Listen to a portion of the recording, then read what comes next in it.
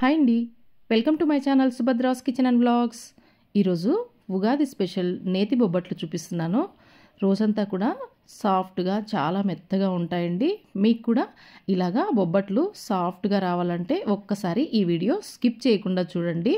చాలా స్మూత్గా వస్తాయండి. మనం అచ్చు స్వీట్ షాప్లో కొన్నట్లే ఉంటాయండి, అంత టేస్టీగా ఉంటాయి. మైదాతో చేసినా కూడా చాలా పర్ఫెక్ట్గా వస్తాయండి. ఓకే అండి, మరి రెసిపీలోకి వెళ్ళే ముందు మీరు ఇక్కడ నా ఛానల్ ఫస్ట్ టైం చూస్తున్నట్లయితే please like, share and subscribe my channel. So ముందుగా నేను భక్ష్యాల కోసము కుక్కర్లో 1 గ్లాసు పచ్చిశనగపప్పు తీసుకుంటున్నానండి. ఈ పచ్చిశనగపప్పును నీట్గా వాష్ చేసుకుని 1-2 సార్లు 3 గ్లాసుల వాటర్ పోసి మినిమం గంట పాటు నానబెట్టి పెట్టుకోవాలి. ఇలా శనగపప్పును నానబెట్టడం వల్ల మనకు పూర్ణం అనేది చాలా సాఫ్ట్గా వస్తుందండి. అలాగే బ్యాళ్ళు కూడా తొందరగా ఉడికిపోతాయి. ఇప్పుడు నేను వీటిని గంట పాటు నానబెట్టి పక్కన పెట్టుకుంటున్నానండి. నెక్స్ట్ ఒక మిక్సింగ్ బౌల్ తీసుకుని 1.25 గ్లాసు మైదా తీసుకుంటున్నాను. నేను ఇక్కడ కంప్లీట్గా మైదాతోనే చేస్తున్నాను. మీకు మైదా వద్దు అనుకుంటే గోధుమ పిండితో చేసుకోవచ్చు అండి. కంప్లీట్ గోధుమ పిండితో చేసుకోవచ్చు. హాఫ్ గోధుమ పిండి, హాఫ్ మైదా కూడా తీసుకోవచ్చు అండి, లేదా పేని రవ్వతో కూడా చేసుకోవచ్చు. ఇప్పుడు ఇందులో పించ్ ఆఫ్ సాల్ట్, అలాగే కొంచెం పసుపు, 1 స్పూన్ నెయ్యి వేసుకుని ఇవన్నీ కూడా పిండిలో కలిసేలాగా బాగా ఇలాగా మనము చేత్తో రబ్ చేసుకుంటూ కలుపుకోవాలండి. ఈ విధంగా అంతా పిండికి పట్టేలాగా కలుపుకున్న తర్వాత కొంచెం కొంచెం వాటర్ పోసుకుంటూ దీన్ని చపాతీ పిండి కంటే కూడా చాలా సాఫ్ట్గా కలుపుకోవాలండి. మనకు ఈ మైదా పిండి కలపడంలోనే ఉందండి భక్ష్యాలు సాఫ్ట్గా రావడం అనేది. పిండిని గట్టిగా కలుపుకోకూడదు. గట్టిగా కలుపుకుంటే మనకు కొంచెము చల్లారిన తర్వాత భక్ష్యాలు అనేవి గట్టిగా అవుతాయండి. చూడండి, ఈ విధంగా చాలా సాఫ్ట్గా కలుపుకోవాలండి. నేను చూపిస్తున్నాను కదా, ఈ విధంగా సాఫ్ట్గా కలుపుకొని ఫైనల్గా కొంచెం ఆయిల్ వేసుకోవాలి. ఆయిల్ వేసుకొని మరొకసారి చూడండి, ఈ విధంగా చేత్తో బాగా మదాయించుకోవాలండి. మనము బాగా నీట్ చేసుకోవాలి. ఫింగర్స్ ఉన్నాయి కదా, ఫింగర్స్తో ఇలా నొక్కుకుంటూ వీలైనంతసేపు 2-3 నిమిషాలు ఈ విధంగా కలుపుకుంటూనే ఉండాలండి. మనం ఈ కలపడంలోనే పిండి చాలా సాఫ్ట్గా తయారవుతుంది. చూడండి ఎంత సాఫ్ట్గా అయిందో మీకు తెలిసిపోతుంది కదా. ఇలాగా డ్యాప్ చేసుకుంటూ 2-3 నిమిషాలు మనము ఫింగర్స్తో బాగా కలుపుకోవాలి. చూడండి పిండి ఎంత సాఫ్ట్గా తయారైందో. ఇప్పుడు దీంట్లో ఫైనల్గా 2-3 స్పూన్ల వరకు ఆయిల్ పోసి మొత్తం కూడా కొంచెం స్ప్రెడ్ చేయాలండి. ఆయిల్ పట్టేలాగా దీనికి మినిమం 3-4 గంటల పాటు ఈ మైదాను నానబెట్టుకోవాలి. మైదా ఎంత నానితే మనకు భక్ష్యాలు అంత స్మూత్గా వస్తాయి అనేది గుర్తుపెట్టుకోవాలండి. మైదానే కదా, ఎందుకు నానడము, అరగంట నానితే సరిపోతుంది అనుకుంటారండి. కానీ అలా నానడం వల్ల మనకు చల్లారిన తర్వాత భక్ష్యాలు అనేవి సాఫ్ట్గా ఉండవండి.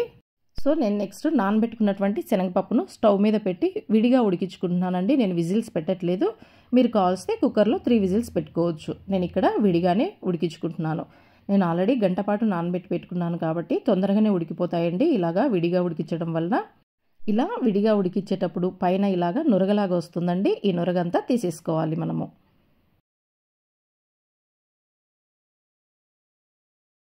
చూడండి బ్యాళ్ళు నాకు ఇక్కడ పర్ఫెక్ట్గా ఉడికిపోయాయండి. మనం కావాల్స్తే కొంచెం తీసుకుని చెక్ చేసుకోవచ్చు. చూడండి ఇలా సాఫ్ట్గా ఉడికిపోయాయి కదా. ఇప్పుడు మనం దీన్ని స్టవ్ ఆఫ్ చేసుకొని వేరొక చిల్లులు గిన్నెలోకి తీసుకోవాలండి. ఇందులో ఉంచినటువంటి వాటర్ని మనము రసం పెట్టుకుంటాం కదా, ఈ వాటర్ పక్కన పెట్టుకోవాలి. నెక్స్ట్ ఈ బేళ్ళల్లో మనము 1 గ్లాస్ బేడలు తీసుకున్నాం కాబట్టి 1 గ్లాసు బెల్లం తురుము వేసుకోవాలి. కొంచెం స్వీట్ కావాలంటే మరో 2-3 స్పూన్లు ఎక్కువ వేసుకోవచ్చు అండి. అలాగే కొన్ని ఇలాచీ కూడా వేసి బాగా కలుపుకొని ఇదే వేడిపైన వేయాలండి. ఇట్లా వేసి మొత్తం అంతా కలిపి దీన్ని ఒక 2 నిమిషాలు స్టవ్ ఆన్ చేసి సిమ్లో పెట్టుకోవాలి. ఇలా 2 నిమిషాలు సిమ్లో పెట్టడం వలన మనకు బెల్లం అనేది కొంచెం ఉడికినట్లు అయిపోయి మెత్తగా అయిపోతుందండి. మనం మిక్సీ పట్టుకునేటప్పుడు చాలా సాఫ్ట్గా తయారైపోతుంది. చూడండి కొంచెం బాయిల్ అయినట్లుంది కదా. ఇప్పుడు స్టవ్ ఆఫ్ చేసుకోవాలి. ఇది కొంచెం చల్లారిన తర్వాత మరీ వేడిగా ఉండకూడదు, అలాగా మరీ చల్లగా అవ్వకూడదండి. కొంచెం గోరువెచ్చగా ఉన్నప్పుడే అంతా కూడా మనము మిక్సీ జార్కి వేసుకొని ఇలాగా మెత్తగా పూర్ణం చేసుకోవాలి. చూడండి ఎంత సాఫ్ట్గా తయారైందో పూర్ణము. అంతే అండి. ఇప్పుడు ఇందులో కూడా 2-3 స్పూన్లు మనము నెయ్యి వేసుకోవచ్చు అండి. నెయ్యి వేసి అంతా కూడా బాగా కలుపుకొని మనము పూర్ణాలు చేసుకోవాలి. మనకి ఏ సైజు కావాలో అలాగా పూర్ణ ముద్దలు అన్నీ చేసి రెడీగా పెట్టుకోవాలి. ఇలా రెడీ పెట్టుకుంటే మనకు భక్ష్యాలు చేసేటప్పుడు చాలా ఈజీ అవుతుందండి. చూడండి అన్నీ కూడా ఇలా రెడీ చేసి పెట్టుకున్నాను. నెక్స్ట్ మనము మైదా నానబెట్టి పెట్టుకున్నాం కదా, ఎంత సాఫ్ట్గా అయిందో చూడండి.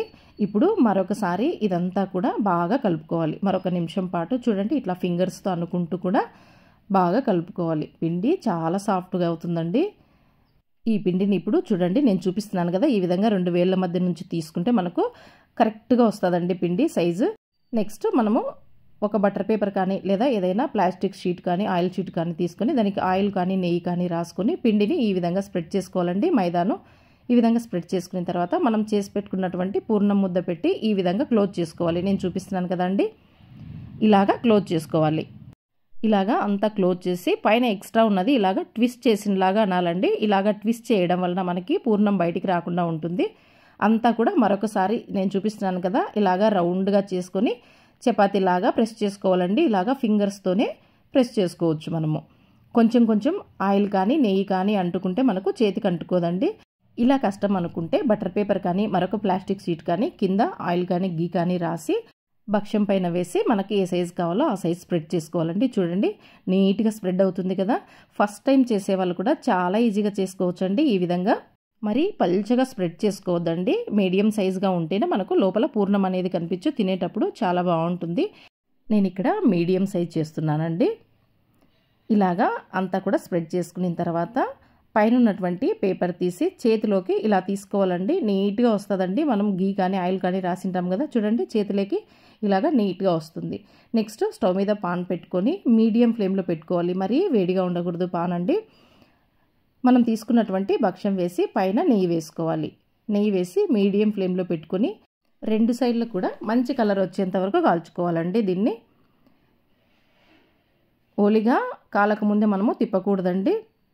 చూడండి ఇలాగా బాగా రెండు సైడ్లు కూడా గీ ఎక్కువ వేసుకొని చేసుకుంటే భక్ష్యాలు చాలా టేస్టీగా ఉంటాయండి. ఇలా మంచి రంగు వచ్చిన తర్వాత తీసేసుకోవడమే అండి. చూడండి నెక్స్ట్ ఇది కూడా చూపిస్తున్నాను. కొంచెం పిండిని తీసుకొని ఈ విధంగా పూర్ణం దాంట్లో పెట్టుకొని నేను చూపిస్తున్న విధంగా పిండిని క్లోజ్ చేసి ఇలాగా ట్విస్ట్ చేసినలాగా అనుకొని క్లోజ్ చేస్తే మనకు పిండి బయటికి రాకుండా ఉంటుంది. మొత్తం దీన్ని అంతా కూడా రౌండ్గా చేసుకొని కొంచెం ఆయిల్ కానీ నెయ్యి కానీ వేసి దీన్ని మనము ప్రెస్ చేసుకోవాలండి. చేత్తోనే చేసేసుకోవచ్చు. చూడండి ఇలాగా చేసేసుకున్న తర్వాత సేమ్ దీన్ని కూడా మనము మీడియం ఫ్లేమ్లో ఉన్నటువంటి పాన్ పైన పెట్టి రెండు వైపులా కూడా మంచి రంగు వచ్చేంత వరకు నెయ్యి వేసుకొని కాల్చాలండి. భక్ష్యాలని ఎప్పుడు ఓవర్గా కాల్చకూడదండి. మీడియం కలర్ వచ్చేంత వరకు మాత్రమే చేసుకోవాలి. మరి ఎక్కువగా కాల్చడం వల్ల చల్లారిన తర్వాత గట్టిగా అయిపోతాయండి భక్ష్యాలు. ఈ టిప్ మీకు యూజ్ అవుతుంది అనుకుంటున్నానండి. చూడండి ఇలాగా మంచి కలర్ వచ్చిన తర్వాత దీన్ని తీసేసి మనము సర్వింగ్ ప్లేట్లోకి తీసుకోవడమే అండి. చాలా సాఫ్ట్గా ఉండే నేతి భక్ష్యాలు రెడీ అయిపోతాయండి. నేను చెప్పిన విధంగా ఈ ఉగాదికి మీరు కూడా ట్రై చేయండి. మీకు కూడా చాలా సాఫ్ట్గా ఉన్నటువంటి నేతి భక్ష్యాలు రెడీ అయిపోతాయి. సూపర్ సాఫ్ట్గా వచ్చాయండి. చాలా బాగున్నాయి. ట్రస్ట్ మీ, ఖచ్చితంగా ఒకసారి ఈ టిప్స్తో మీరు కూడా ట్రై చేయండి. మీకు కూడా చాలా సాఫ్ట్గా ఉన్నటువంటి నేతి బొబ్బట్లు రెడీ అయిపోతాయి. ఓకే అండి, మరి నా ఈ వీడియో మీకు యూస్ఫుల్ అనిపిస్తే please like, share and subscribe my channel. మీరు నా ఛానల్ని సబ్స్క్రైబ్ చేసుకోవడం వల్ల నాకు మరింత ఎంకరేజింగ్గా ఉంటుంది. మరిన్ని కొత్త రెసిపీస్తో మీ ముందుకు వస్తాను. ఓకే అండి, థ్యాంక్స్ ఫర్ వాచింగ్.